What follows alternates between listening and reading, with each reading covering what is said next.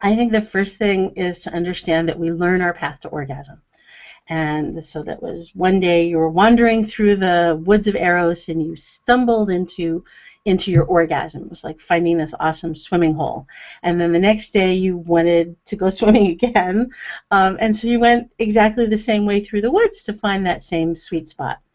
And what you do after a while is you develop a path. And the path is a good thing. You know, if you get on that path, it's going to take you from point A to point O, and that's great. That's orgasmic proficiency. But what happens if you stay on the same path after a while is it becomes a rut.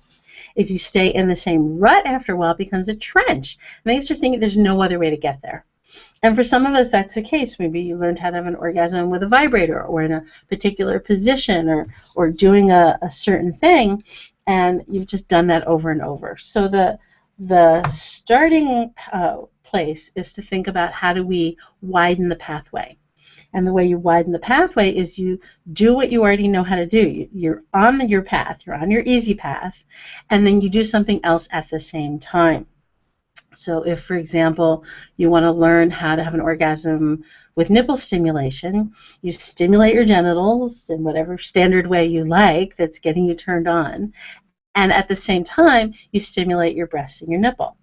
And what your brain starts to learn is that these things, not only they happen at the same time, they feed into the same pathway. They turn on the same part of your brain. And so you're starting to expand your pathway. And then after a while, you intermittently stop doing the genital stimulation, but keep doing the breast and nipple stimulation. And then when you notice your arousal is dropping, you go back, they add the genital stimulation back in. Remember, this is training. It happens over time, a little bit at a time. There's no rush. It's not like it's bad to be doing genital stimulation.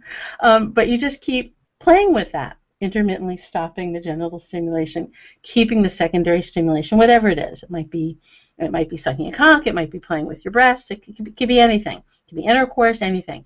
But you intermittently add and remove your easy path stimulation. And after a while, you widen your path and you start developing new pathways. And then at a certain point, that new pathway will just take you where you want to go. And that's how you expand your pathways.